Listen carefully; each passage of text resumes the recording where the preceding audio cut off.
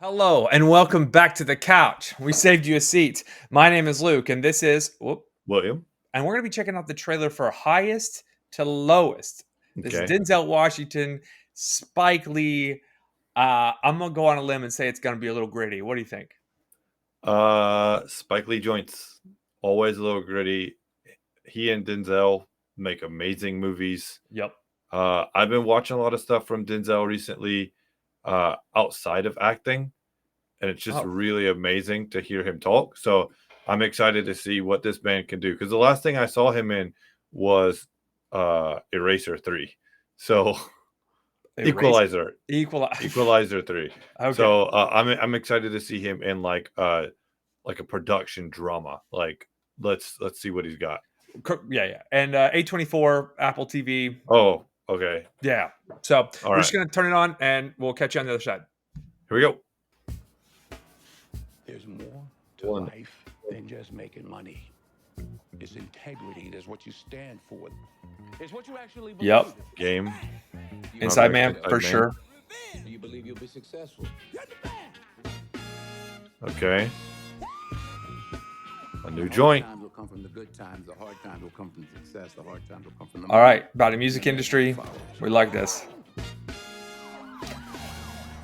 Huh. So can you handle the mayhem? Can you handle the money? Can you handle the success? Can you handle the failure? Can you handle the lovers? Can you handle the memes? Can you handle everything that there is in between? Man. Okay, so he's the producer, Yeah, for sure. like management. That's the question I have for you. Can you handle it? For sure. But I think his thing is all right, cool. All money Okay. is good. Great. So there's two things you can take away from that. And I think outside of just whatever, there are two Hmm. characters that are in this that they are obvious to me. The city of New York and hip hop music. Okay. Those are Like like the characters inside the characters, right? The subtext. yeah. And I can't think of a better duo to kind of spearhead a message, hour and a half long Okay. movie than this duo for this from this genre for this type. Denzel Washington said something about, it doesn't matter, like the color of the people who direct or act doesn't matter. It's about culture, right? Yeah. And this feels like culture. I mean, this is Hmm. something I'd be super into seeing. What do you think? Yeah. I'm also into seeing this. A24, not always the biggest pictures, but they make nice looking movies. Right. They know their cinematography, and when you put Denzel on screen and you have Spike Lee, they're such a combo. Mhm. They're a Batman and Batman. There's no like Robin there. They're both amazing. I'm looking at the synopsis.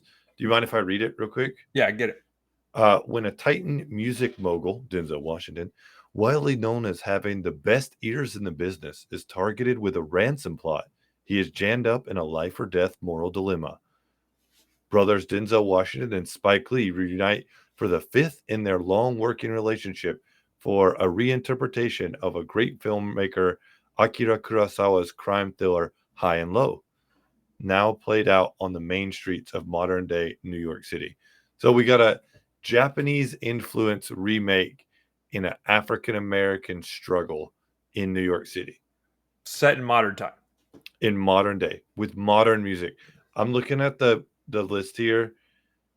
We got Denzel number one, Jeffrey Wright, The man. Commissioner Gordon, the Watcher.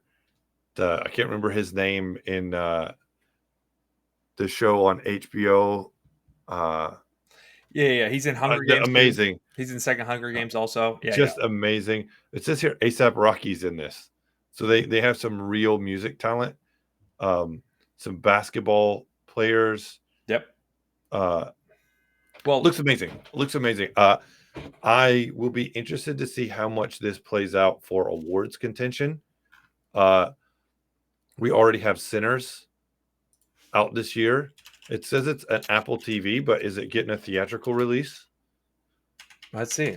Well, I say that, in New York City, music, the rap scene, and basketball are intertwined so tightly. And Spike Lee's at every home game at the Knicks. I mean, we all know that. So, um, it's this might be really good. Like, and what I like about this cast specifically is, you've got some players who are a little bit who are a little more no name, but when you have Yeah. Denzel and Jeffrey Wright leading with Spike Lee, they probably shot this in record time.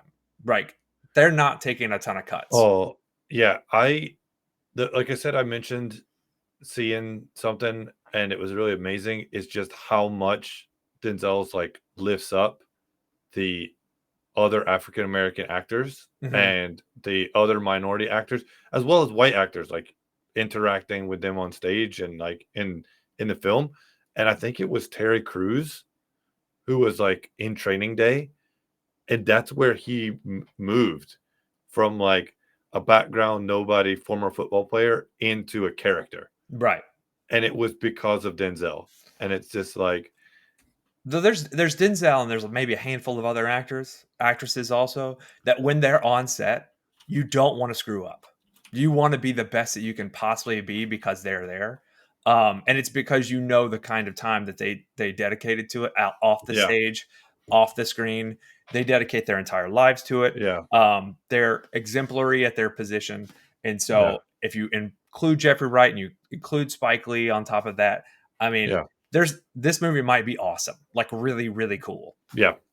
Um, uh I think it also goes into, we'll see and maybe hear a lot about what's going on in the African American music industry now, especially with like Jay-Z and Puff Daddy, right, and like things that happen behind closed doors. Like he mentioned there, can you handle this? Can you handle this?